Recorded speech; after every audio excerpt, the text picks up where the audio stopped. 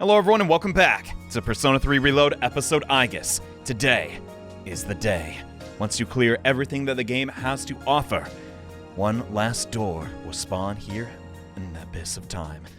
And well, what lies on the other side is challenging to say the very least, especially on episode Aigis' unique difficulty setting, Heartless. Yeah, this super boss is no joke. To prepare for it, I had to craft many new personas and also grind an excessive amount. I spent more time grinding for this boss fight than actually playing episode Aigis.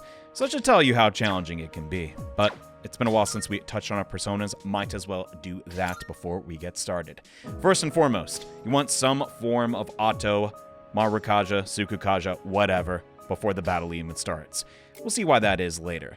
Next, you want a persona that can boost your dark damage. I choose Arsene. He is a DLC persona, but this is the DLC. He has Dark Amp and Dark Driver. I actually decided to not have Dark Boost for something we'll also get to in some time. Additionally, you need a physical attacker. Similarly, I chose Milady. She's pretty darn good with that Primal Force. And last but not least, our main persona for this whole thing is Orpheus Telos. In episode Aigis, you just get him right away. Great, tanky persona, resists everything. Can't go wrong with him. And other than that, yeah, you just need those 4 personas to beat this. And of course, some party members. But enough delay, let's go into the Monad Chambers for this point. When you arrive here, there's a mysterious figure running around in some not super interesting boss fights, so just decided to abridge that a little bit, but here we go. I think I got this down. Been preparing a couple days. I've seen a couple other videos on the topic, and I don't know. I kind of like my strategy, and I think you will too. Because if you're trying to beat this guy without a guide, oh man. Perhaps. Not the best idea. I'm detecting an immense power beyond this point. Stronger than anything I've seen so far. Are you ready, Aigis? Yeah, I'm ready. Understood. Let's go then. Oh god. Are you ready? I hope I'm ready. I think this guy needs no introduction if you're a fan of my videos, but gotta say, makes a great entrance. Hopefully this goes well. Doing live commentary, you never know. So that's what the reading was coming from. I can't make sense of this data. It's powerful, but somehow faint. It's like he's not actually here. I can't believe He's going to attack! Aigis, get ready! Here he comes! The masked boy, Joker, wants a battle. And it's a tough one! Maybe the hardest in the whole franchise. But at the very start, he has 2 actions. He will destroy your buffs with 1 action, and then prepare for the next turn.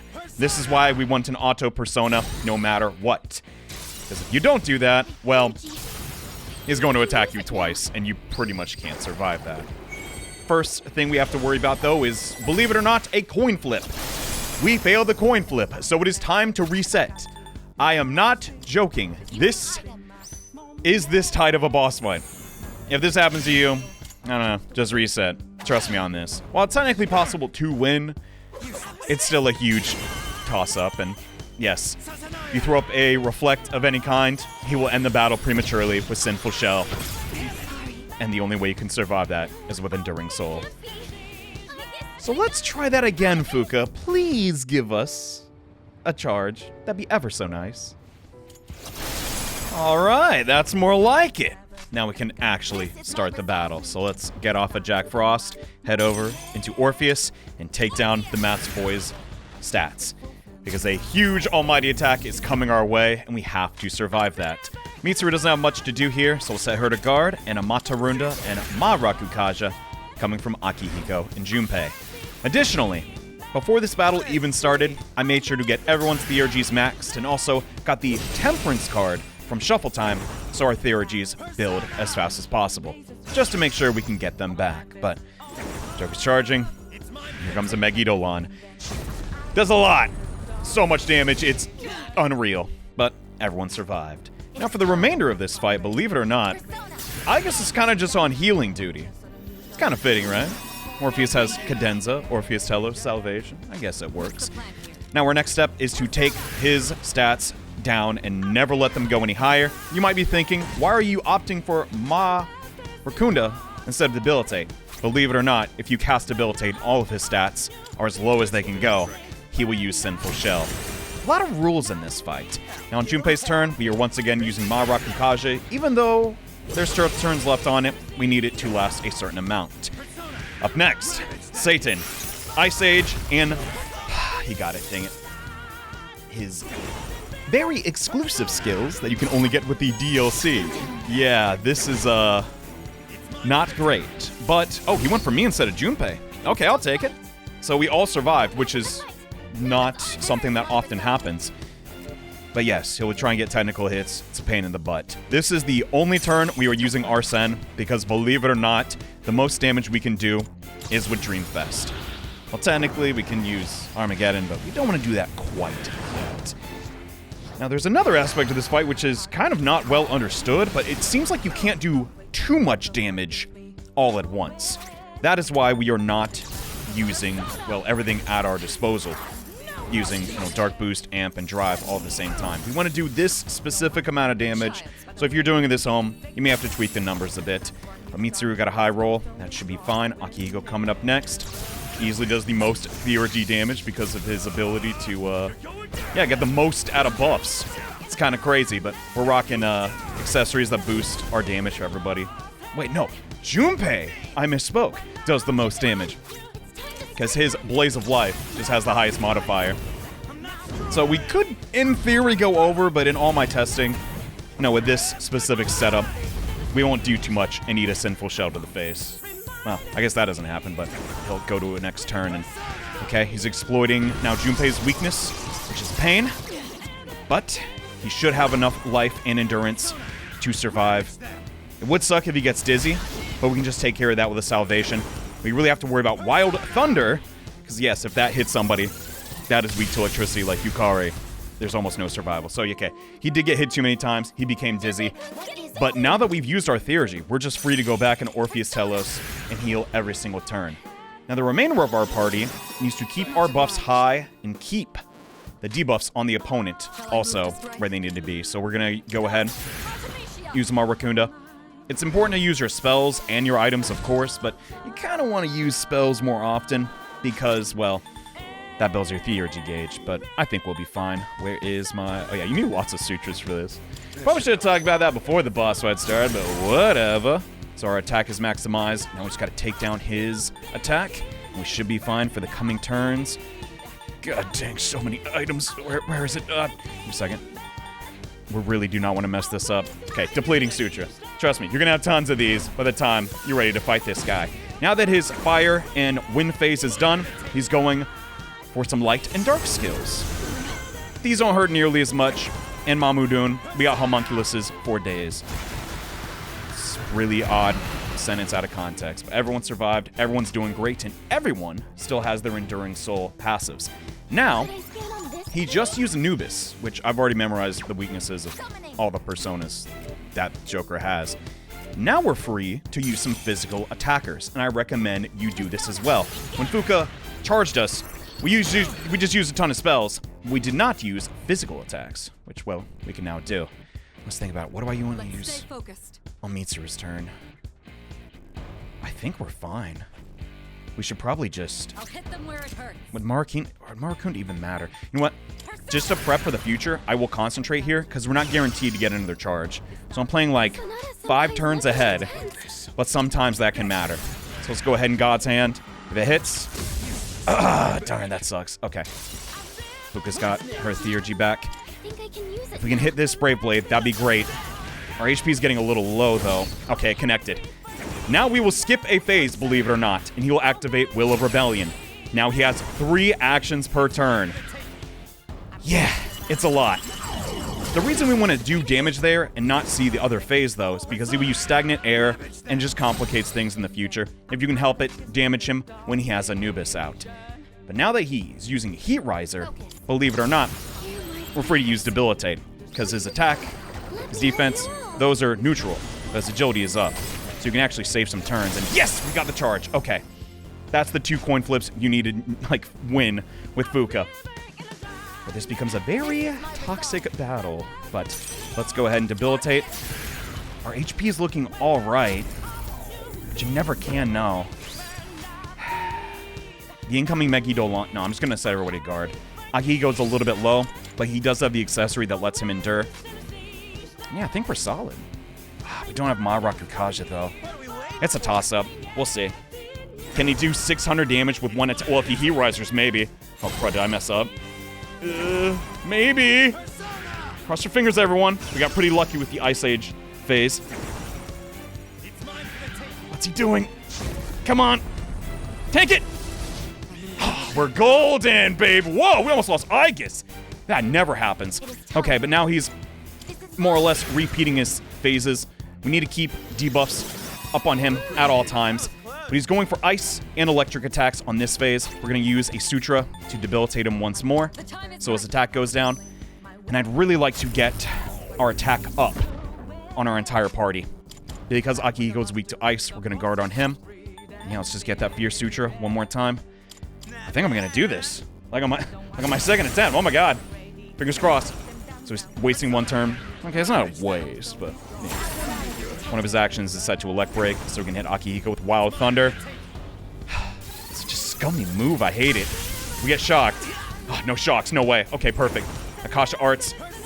Doesn't do that much damage, but if you get shocked, yeah, he gets an additional turn. Big pain in the butt. So let's now just, yet again, go for Salvation. Our party's doing great. Like, they almost all have their Theurgies ready to go. Mitsuru's got it. And a fire or wind attack is coming our way. So now, we set them to guard. At least Junpei and Mitsuru. God, my heart's pounding, dude. I've been trying to get a clean kill on this guy for so long. Can we do it? What are his buffs like? His buffs are fine. He might... No. Okay, we're gonna Fierce Sutra. Even though I'm pretty sure we don't have to. Just because I'm worried. We need every Theurgy to go off at the same time. And if that happens, we win. So Junpei's guarding. He should take some damage. And as Theurgy builds, Tetrakarn, it's usually Vacuum Wave or some fire attack. And then a lighter Dark Skill. And then we got it. Blazing Hell coming out. That'll hit everybody. Mitsuru's guarding. Here comes the light or dark skill. We got him! Let's go! If I've done everything right, this is kind of my own patented strategy to take him down. Now that everyone has their Theurgies, we have more than enough damage to finish him off. Holy dump. Pretty risky we're going for Armageddon when he's fully, not completely dead, but we can believe in our party members. They don't ever miss Theurgies, so that's a... Wait, am I good? I mean, that always hits... No, just do it. If I'm off a little bit of damage, we lose. We'll try again. If I have confidence in our team, we should be way over, thanks to Milady. Please. Yes! I think that's it. Akihigo's got... Oh, God, what if Junpei... Please, Junpei. I mean, the Theurgy gauge is orange. He's probably got it. That was so rude. Yeah, that's totally in kill range. He's the man. Blaze of Life. We're out of here. My God. Easily more challenging than any of the Velvet assistants. It might have looked like a breeze, but getting to this point was definitely not. You don't have to... No. Take a... Dude, they've been working you too hard, man. God. But that's how you beat Joker. You can do it quicker, later. Doesn't matter. Eventually, if you do everything right, don't break any rules, he'll go down. Yes. I'm not picking up the signal anymore. It looks like we've won. He was so strong. He even had the same power as Aigis. That was pretty easy, actually. Aigis humble bragging. I never doubted you for a second. Still, though, I wonder who that was. He gave off such a strange reading. Like it wasn't a shadow, but it wasn't a human either. It was more like a mass of someone's thoughts or desires. The more I think about it, the less sense it makes. That means... If I had to guess, I'd say the person was likely the product of the abyss of time, reflecting someone's wishes. Really? But none of us knew who that person is. So I don't think any of us would have wished to encounter them. Maybe nobody wished to meet that specific person. They could have wished for something like, I want to fight someone really strong, for example. Something more vague. Yeah, I get what you're saying. I guess deep down I was kind of hoping there'd be more to episode Aigis. In that case, I guess your wish was granted. Maybe it's because you've been going to the Abyss so often. I guess it's also possible the Abyss had nothing to do with it. And this was the doing of some other thing in some other place. A place other than the Abyss? How do I put this? Maybe someone's, or multiple people's, inner thoughts were manifested somewhere else. That place is connected to the Abyss. And if the Abyss used that connection to grant a wish, then maybe both it and the other place are equally responsible. This got too complicated. I'm lost. Me too. Maybe we're just not meant to understand what happened. Oh, and there go the fan theories. So yeah, my goodness. I got really lucky, but even if you don't get the second charge from Fuka, you can turn the fight around. It's just a little bit tighter. For our victory, we gain the Omnipotent Orb. It is hilarious they even give that to you now, given, like, what are you gonna use it on? Can't use it on Joker. And the Emerite Necklace just nullifies all statuses. Looks like a dead end. One head back. No, we're just gonna chill right here. Just yap about the strategy. So, for the most part, the hardest portion of this is just grinding this, like, the sheer amount of stats you need. I don't believe you actually need 999 HP on every party member. It does make it easier, of course, but as you saw, like, my characters are not maxed. Mitsuru, in particular, has very low HP, and we won that battle without anybody using their Enduring Soul, I mean, from our equipment, which we should probably get to. So, Cannon of Eminence just helps out with, well, your Theurgy. Vest of Heresy, pretty mandatory. Instantly recovering is very essential because if Aigis gets, shocked. You could use a bead of some kind, like Bead Chain EX, on Akihiko's turn. That also works, but seeing as Aigis always goes first, I prefer that. And just Legs of Anguish, reduce magic damage medium. And Divine Pillar. You only get one, makes sense to give it to the main character. As for everybody else, it's more or less the same. They want equipment that reduces magic damage dealt, because that's mainly what you're facing against Joker. A shoe with Enduring Soul, and just an accessory that boosts and maximizes their damage output. So, some sorts of fire boost or fire amp. And Mitsuru actually has her ultimate weapon, which gives her a magic ability, so she has a little bit of an edge. There's an argument to be made about these items in particular, the anti-ice master, anti-wind, etc., to cover your party's weaknesses. My mileage has varied using them. I actually prefer Armor of Light, except on Akihiko, his Fists of Treason. I mean, they're just so good. It's a pain to farm all these things, but trust me, they're very so worth it. And I just gave Earrings of Grit to him. All around, it is difficult to bring Koromaru or Metis to this fight because you're locked out of, well, this specific equipment, but it can definitely be done. All in all, it's one of the most enjoyable super bosses the Persona series has ever had. Infinitely more difficult than Elizabeth in the base game. And that makes me a happy camper. But with that, we are officially done with Persona 3 Reload. We've taken on every challenge the game and the DLC have to offer. Where will our next journey lie? Well, you probably already know, so why even hint at it? Thanks for watching. See you next time. Bye.